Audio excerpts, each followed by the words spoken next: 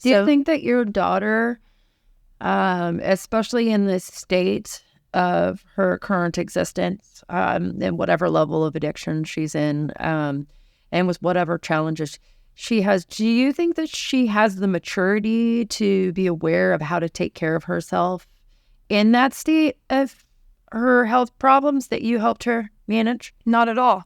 You know, when my daughter turned 18, one of the things that she had said to me and her younger sister was, I don't feel like I'm 18. I feel like I'm more like 16. She's always recognized that she felt younger for her age, which is why I said, please come back home. Let's build some more life skills. You know, I realized how overwhelming that transition was into adulthood, and I want to better prepare you, you know? So she was aware even before she moved in there that she didn't have all the skills to manage an apartment by herself and manage bills or any of that stuff. Yeah. And the state of those apartments inside there are uninhabitable. Yeah. And if anybody did a private investigation into that building, it would get shut down immediately. What's the name of the agency that runs 22 North? Opportunity Council. Opportunity Council. Okay. How do you feel about the folks that you've met? Do you feel like your daughter's in a safe place? Do you feel like she is cared for? I feel like my daughter's on her own in there, except for the people that she's aligned with that also have major drug addiction issues.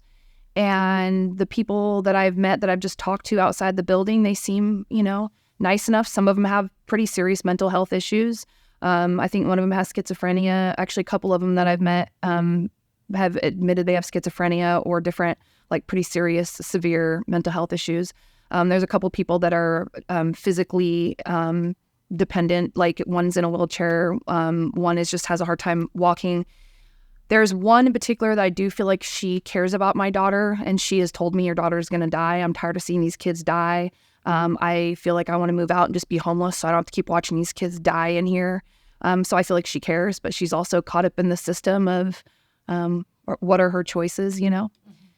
So there's also a huge amount of unknown in there. There are people that get kicked out of that building that are violent criminals. And I very regularly get let in by tenants that don't know who I am, and they just let me in. They leave the door open. And today I went down there and the same thing happened where a tenant just lets me in. And so and there was no staff around. And when the staff came back down, he said, can I get you to stand outside? And I said, this is exactly why violent criminals keep getting in here. The system is not protecting the tenants at all. I'm only outside because I know the rules and I'm going to abide by them. But my daughter was held hostage by somebody that is still inside of the building? Inside of the building, who never got arrested. Did they live in the building also? No. Okay. He got in the building. He held my daughter hostage for 3 or 4 days. When they finally discovered him in there and got him out, he was never arrested or convicted. He was in another program.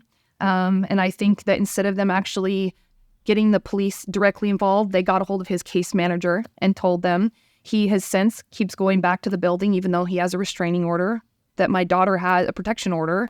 He still shows up very regularly to try to find her. He recently went into a business across the street, a restaurant, and told them my daughter had been murdered. So they called the police, and I get a phone call and find out that he was just making it up to try to get in to see my daughter. And this is the type of everyday situation that we never know whether my daughter's living or dead, if this person's gotten back into the building holding her hostage again. There are times where I went into that building that the smell in there was so strong that I got extremely sick. I firmly believe that there is drug manufacturing going on in there. How much does your daughter pay for rent? Nothing. And why is that?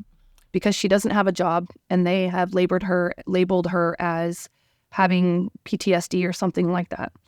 And so they've told her that when she does get a job that she'll have to pay something. It's a percentage. And they're aware that your daughter is a fentanyl addict? Absolutely. And have they provided any kind of support services to help her move away from fentanyl use? Narcan and needles. That's what they're giving her? Yeah.